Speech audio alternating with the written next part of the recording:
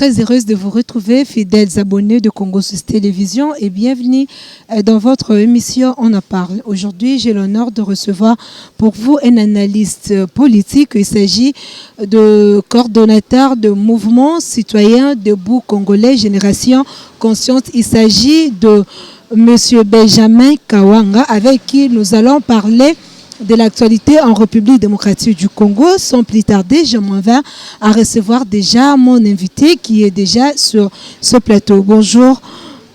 Bonjour ma chère. Vous allez bien? Ah oui, par la grâce du Seigneur, je veux bien.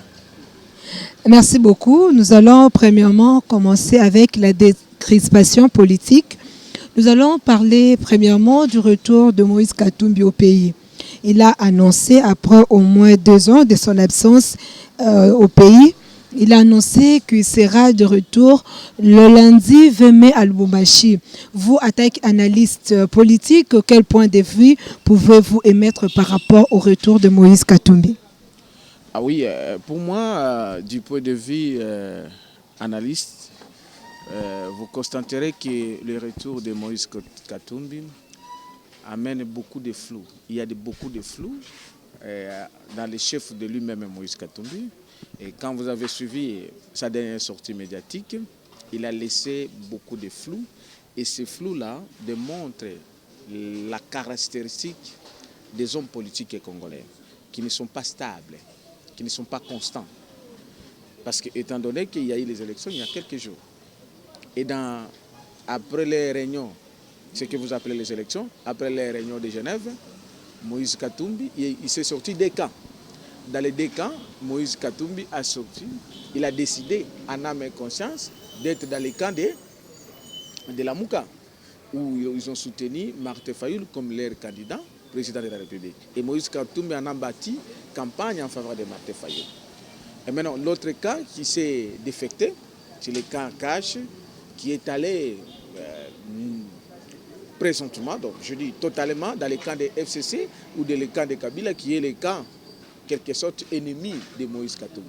Mais curieusement, après la fameuse résultat des élections, que vous avez vu, et que tout le monde sache bien que, et tout le monde sache que non, celui qui est là, Félix Tshisekedi, a été nommé par les camps Kabila.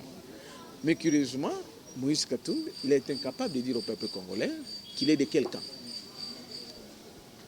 Il a été capable de démontrer qu'il est opposant. Comment ça, il a été capable parce que le mois passé, ils étaient à Bruxelles, Moïse Katumbi était là, il y a Adolphe Mouzitou de Nouvel Élan qui était là, il y a Freddy Matungulu de Congo Nabiso, il y a Jean-Pierre Bemba, il y a Martin Fayoul, ils étaient tous là. Moïse Katumbi n'a pas dit, ou bien il n'a pas déclaré qu'il n'est pas de la Mouka. Oui, effectivement, c'est ce qui se passe c'est ce qui fait que les Congolais se découragent beaucoup plus avec ces politiciens qui ne disent pas clairement qu'il n'est plus d'un tel camp ou qu'il est d'un tel camp, mais qui se mettent comme les chauves-souris, qui n'est pas ni chaud ni chaud ni froid. Cette attitude-là, c'est une attitude de malheureux ou les hommes qui sont aveugles, qui ne voient pas. Puisque Moïse Katumbi devait d'abord dire clairement qu'on l'a posé la question. Vous parlez de la réunion, oui, je suis d'accord, mais la sortie officielle, la sortie médiatique que Moïse Katumbi a décidé qu'il va revenir au pays, on lui a posé la question, selon vous, Moïse Katumbi, qui a été élu au pays? Est-ce que vous reconnaissez que Martin Fayoul qui a été voté massivement? Mais Moïse Katumbi est capable de répondre au peuple de Dieu. Parce qu'on lui a posé la question, vous avez fait les contacts avec vos hommes et les hommes de Félix Tshisekedi. Quel est le résultat de ces contacts? Il unit à la population congolaise, alors que le peuple congolais sache qu'il y a eu des contacts occultes entre les gens de Moïse Katumbi et les gens de Félix Tshisekedi. C'est comme ça que Moïse Katumbi rentre. En soi, il est entré. Lui-même, il est en train de contredire la dernière réunion qu'il y a eu avec la Mouka. Parce que Moïse Katumbi contredit la vision de la Mouka. Auquel lui-même, on lui a donné de manière malacontesse être coordonnateur. Parce que le problème, c'est que les peuples congolais devaient être capables, et ils sont capables heureusement de comprendre que non, Moïse Katumbi ne peut pas s'opposer à Félix Tshisekedi. Parce qu'ils sont tous les enfants de leur maison. Alors, il a démontré qu'il s'oppose maintenant à Martin Fayoul. Parce que Martin Fayoul qui a déclaré que Félix Tshisekedi doit démissionner.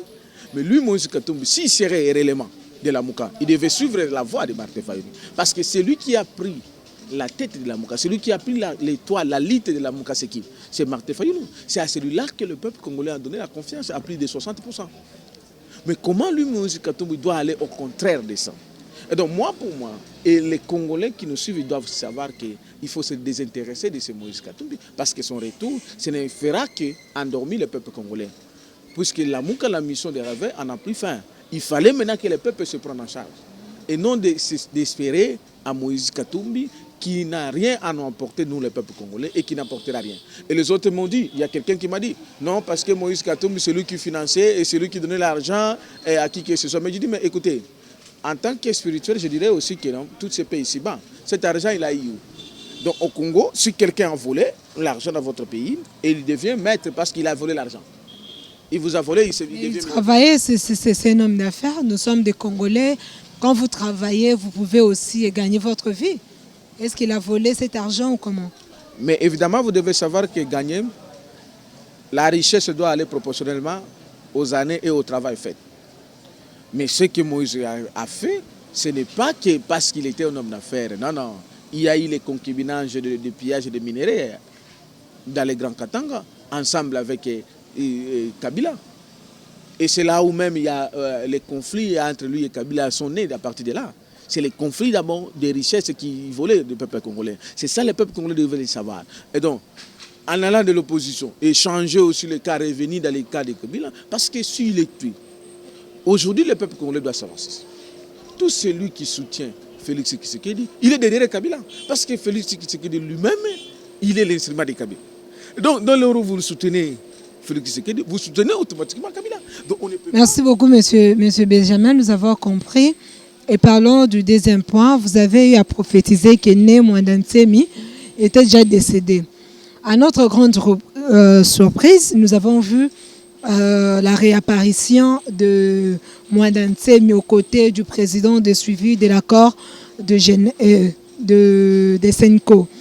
Mais aujourd'hui, est-ce que Dieu a changé? Est-ce que vous avez eu à prophétiser?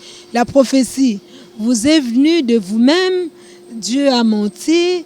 Ou comment? Comment pourriez-vous nous expliquer cela? Ah oui, la prophétie, elle demeure, elle demeurera. Dieu ne peut jamais mentir et il ne mentira jamais. Je l'ai déclaré et je déclare que Né Mwandantsemi, c'était mort. Il est déjà mort, il est mort. Premièrement, je voudrais quand même vous éclaircir quelque chose. Vous parlez de Olengakoy. Qui est d'abord Olengakoy? Soi-disant, vous l'appelez le président des suivis de l'accord de Saint-Sylvestre. Quelle est l'importance de l'accord de Saint-Sylvestre maintenant? Quel est le rôle que joue Olengakoy maintenant? Je comprends que les Congolais, en majorité, surtout cette classe politique-là, elle est prise en otage. Elle est dans les poches de Kabila. Olengakoy, est-ce que c'est quelqu'un que les Congolais peuvent mettre confiance? À croire à ce que Olengakoy peut faire. Et à mettre même les oreilles, à regarder même ce que vous regardez là. Mais écoutez, vous me parlez de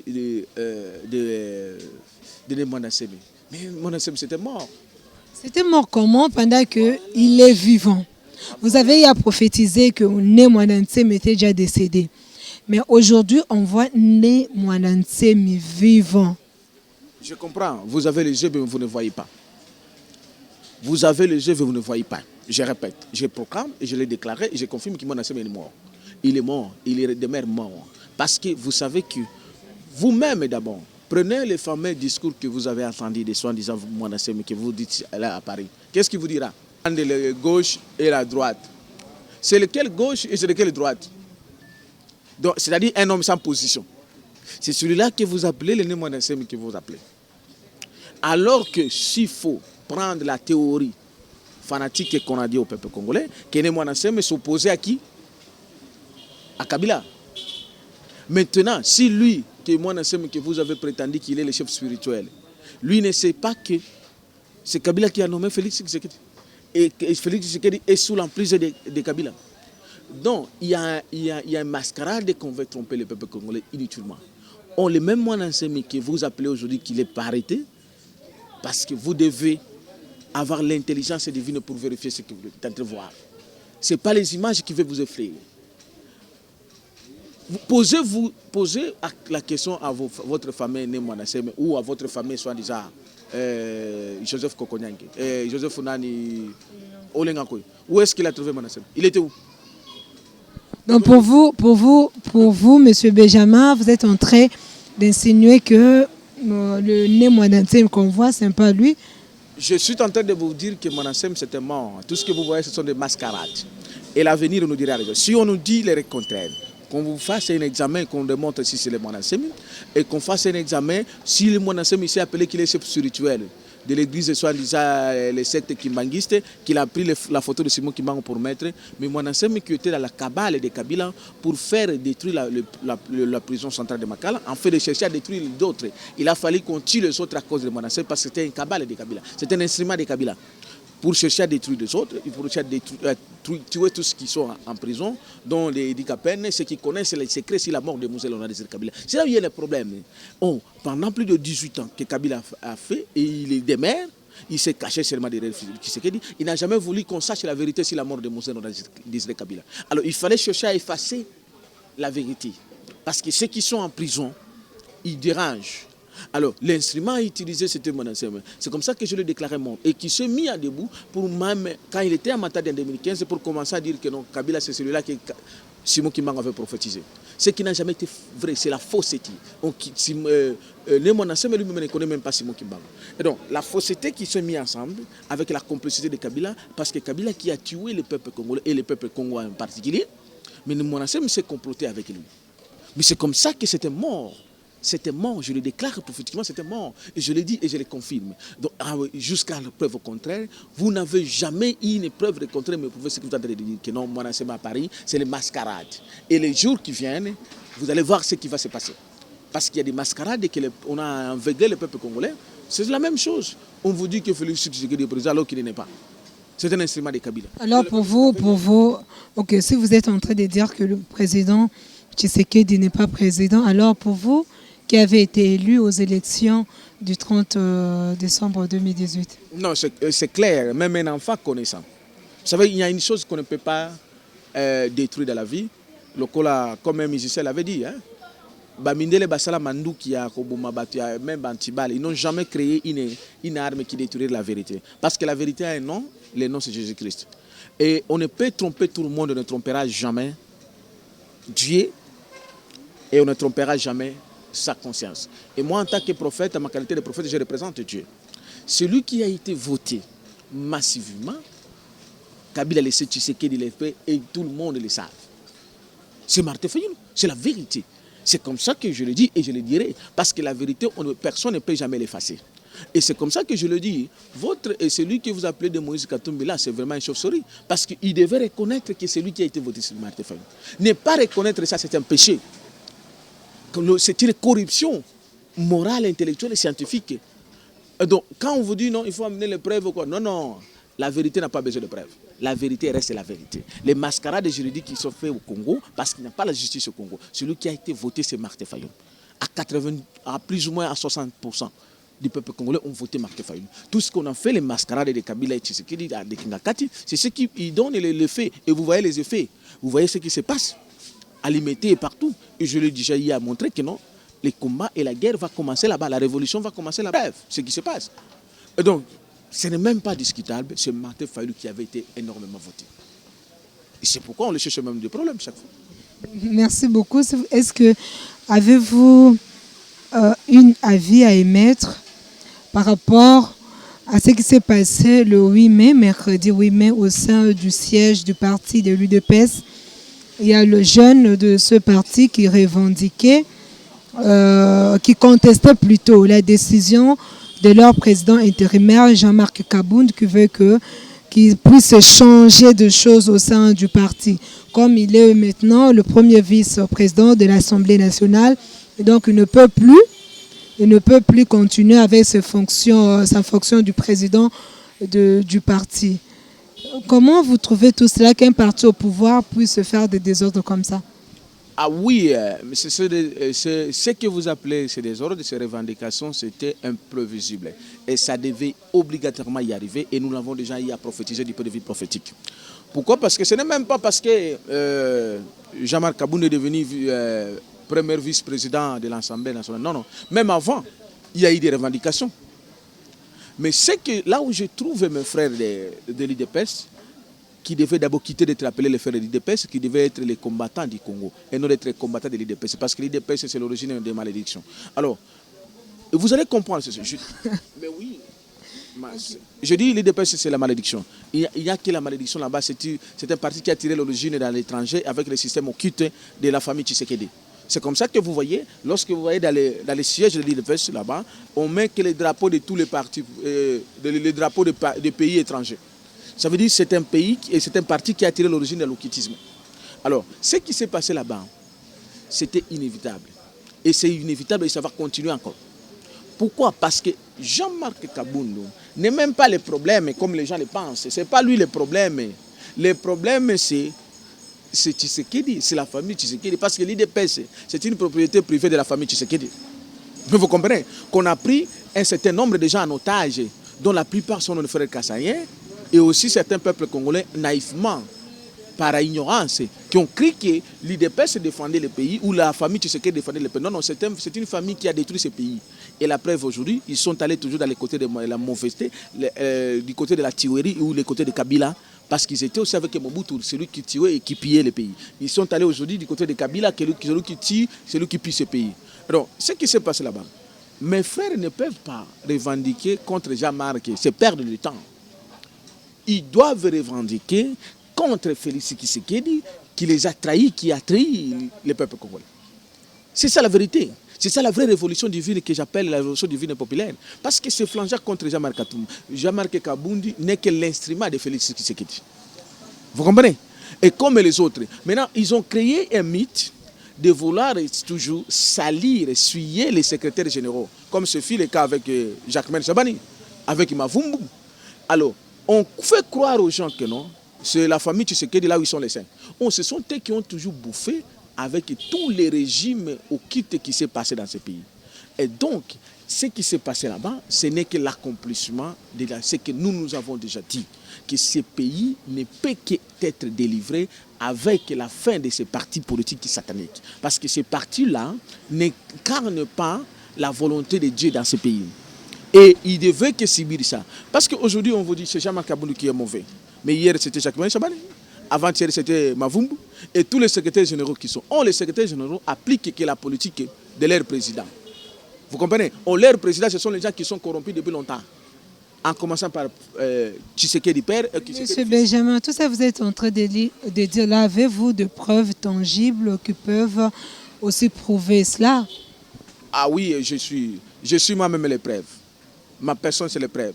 Et voilà pourquoi je l'ai prévu d'abord une conférence débat prophétique pour que les peuples congolais sachent où est-ce qu'il faut aller.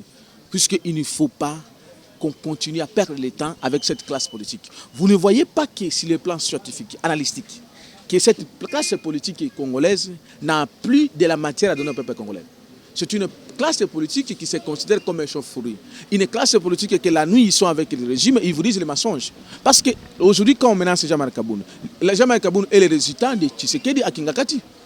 Mais Jean-Marc Kaboun était à Kingakati officiellement, tout le monde le sait. Tu l'as vu, vous avez vu les images. Et c'est à Kingakati où on l'a nommé qu'il soit premier vice-président de l'Assemblée nationale. Et donc, on a sacrifié mes frères et sœurs inutilement, comme l'IDPS, c'est une bande de gens de la famille Tshisekedi avec leurs acolytes pour sacrifier le peuple de Dieu. Ils ont fait que les peuples congolais qui meurent, les sangs de ces peuples congolais-là, ça devient quoi? Un fonds de commerce pour eux, pour qu'ils s'enrichissent. Voilà pourquoi je le dis qu'ils doivent se désintéresser de ces IDPS-là. Il n'y a rien là-bas.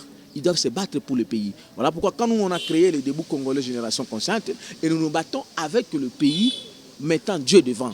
Parce que chaque chose que nous devons faire, nous devons mettre Dieu devant. Pour gagner une victoire, pour gagner une guerre, il faut mettre Dieu devant. C'est comme ça que la Bible dit. Tout ce que vous ferez... C'est même Dieu dit, donnez à César ce qui est à César, à Dieu ce qui est à Dieu. Voilà, c'est quoi à César? C'est quoi à César? Voilà, et je suis là pour vous donner la quintessence, la révélation sur cette écriture-là. Jésus qui l'avait dit, c'était dit à quoi?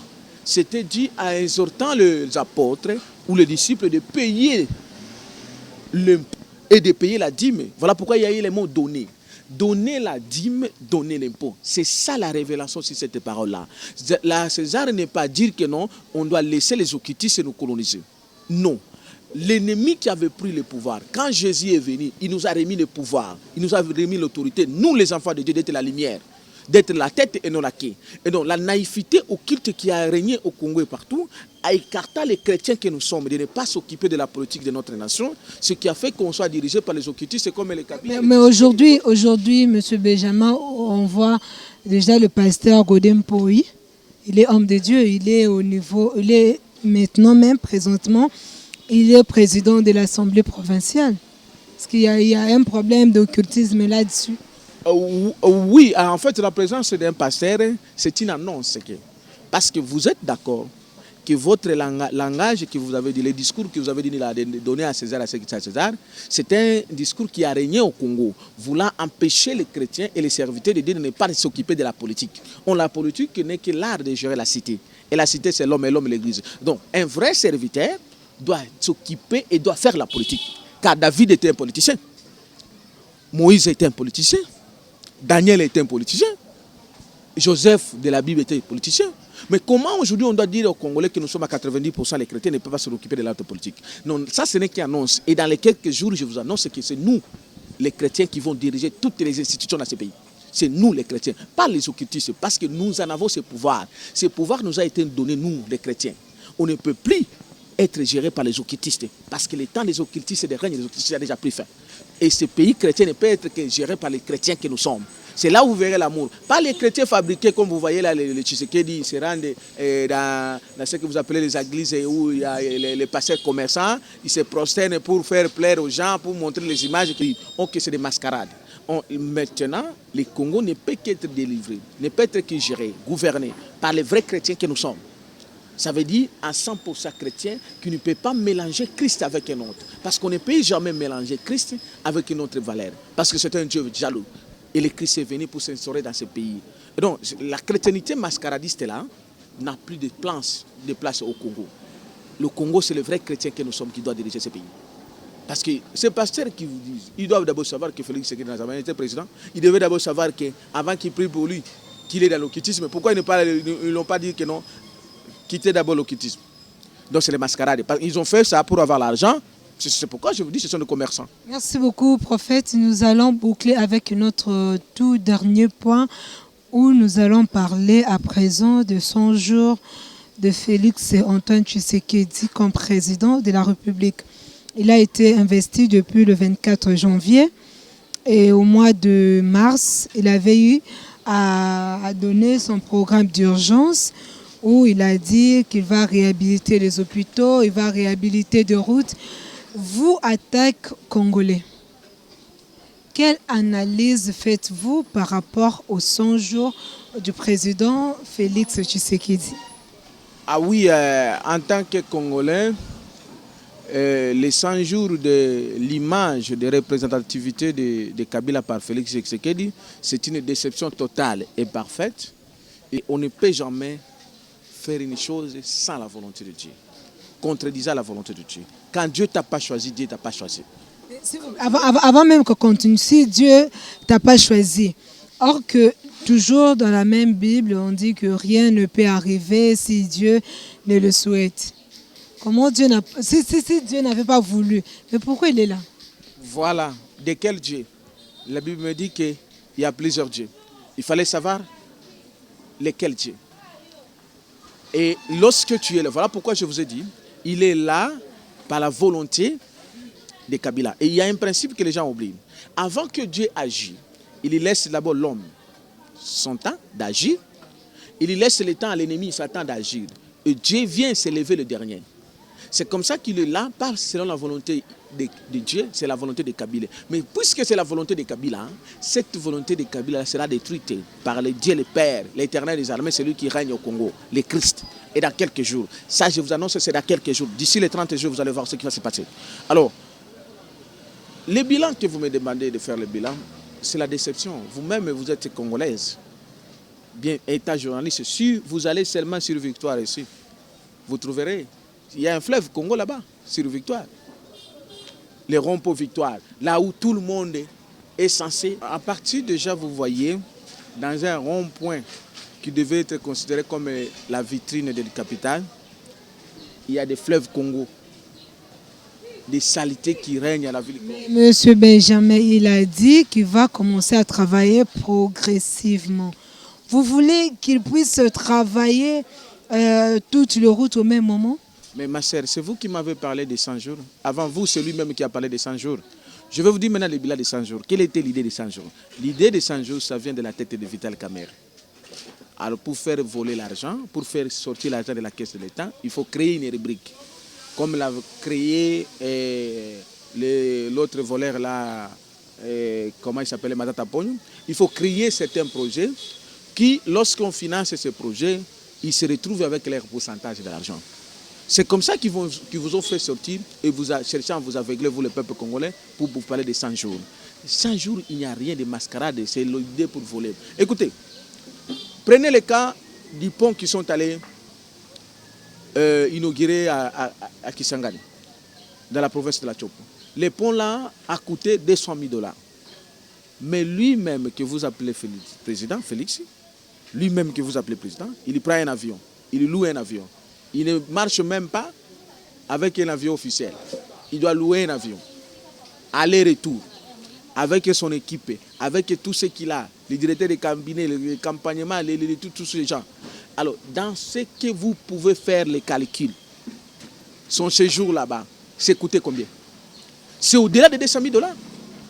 Et donc, on veut vous dire, vous le peuple congolais, on fait sortir les dépenses. On veut aller dépenser 200 000 $ dans un travail, mais on fait sortir plus de 400-500 000 $ pour aller justifier l'inauguration de ce travail. Non, c'est une manière d'escroquer le peuple congolais. C'est une manière de voler le peuple congolais. Parce que comment voler le peuple congolais? Comment faire sortir l'argent du peuple congolais dans la caisse de l'État? Il faut utiliser ces pratiques du vol et s'acheter les maisons partout, à Bruxelles, en France, partout. Et les autres se marier comme ils font leur mariage pour les mariés des Amida et les autres comme les Jean-Marc Kabound l'ont fait aussi. Et donc, le bilan des 100 jours, c'est des catastrophiques. C'est comme ça que moi je soutiens ce que Martin Fayol avait dit. Mais qu'il démissionne. Le temps qu'on lui a laissé dans quelques jours, de 3, 4, les 4 mois, les 5 mois là, il a fait la honte.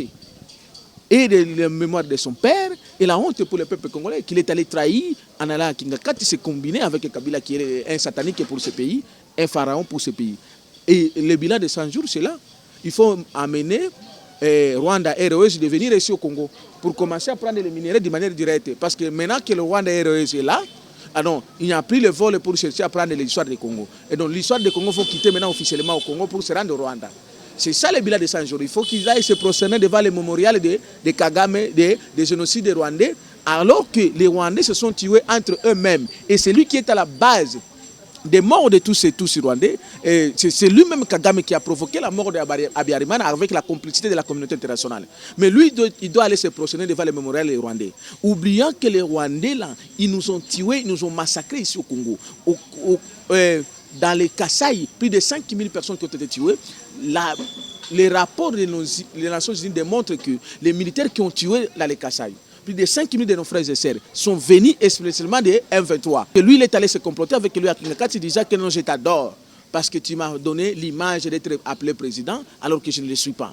Et donc, les 100 jours, c'est des catastrophiques. C'est comme ça que les Congolais que vous êtes, que nous sommes, si tous vous les Congolais, vous devez vous mettre tous debout. Même si vous êtes journaliste, à un moment donné, il faut commencer à se révolter pour ce pays. Je vis, les 6, il y a même les enfants qui se sont mis debout pour dire que non, le Congo a besoin d'être libéré. Je l'ai déjà dit avant vos élections, le Congo n'a pas besoin des élections. Le Congo a besoin d'une révolution divine et populaire. Parce que nous devons libérer ce pays et le pays sera libéré totalement, parfaitement d'ici le 30 juin. Dans les 100 jours, c'est vraiment de l'énervement, c'est vraiment des bêtises, c'est vraiment se moquer avec le peuple congolais, voler les 100 jours, il faut marier Amida, mais vous êtes belle, vous méritez d'être mariée, vous les femmes congolaises.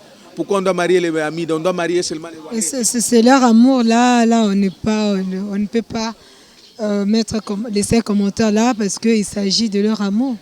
Mais quel amour? Quel amour contre le peuple congolais? Quel amour pour dépenser plus de millions d'argent pour le peuple congolais, dans les dos, dans les chefs du peuple congolais, afin que le peuple congolais continue à plus dans les misères, parce qu'ils font les concubinages dans les chefs du peuple congolais. C'est l'argent qu'ils dépensent sur notre argent, ma sœur.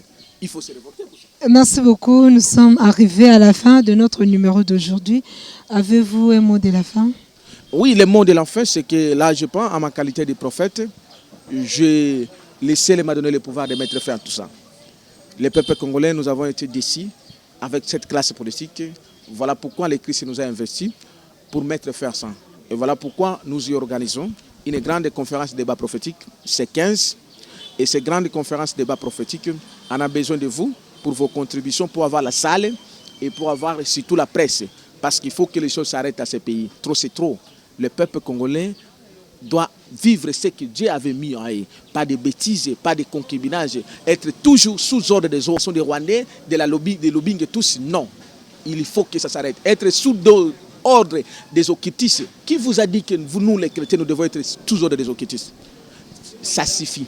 Ça suffit. Chaque chose a son temps, la Bible dit. Maintenant, les règnes, les ténèbres ne règnent pas pour toujours. Maintenant, la puissance divine est descendue à travers moi, votre frère. Je vais déclencher la révolution divine et populaire. Et donc, vous pouvez nous appeler à ce numéro, au plus 243 85 67 034 56. 85 67 034 56. Soit vous pouvez contribuer, mais néanmoins, vous avez d'abord besoin, en tant que l'évangéliste et prophète, j'ai l'obligation de prier pour vous. Vous pouvez contribuer pour avoir la salle et les médias et à la hauteur. Nous savons que Congo Suisse est là. Et nous avons besoin de tous les médias. Toutes les presses doivent être là parce que ce pays doit être libéré de manière totale et parfaite. Donc soyez bénis, nous sommes là. Dieu nous a investis de ce pouvoir pour que ce pays soit libéré. Merci beaucoup. C'est la fin de notre numéro d'aujourd'hui. Merci de nous avoir suivis et merci à la grande équipe qui nous accompagne derrière le caméra. Je vois Bernel Kimbuta à la réalisation, Eric Monstre, et merci à notre superviseur Papule Congo. Quant à moi, je vous retrouve très prochainement pour un prochain numéro. D'ici là, portez-vous bien et à la prochaine.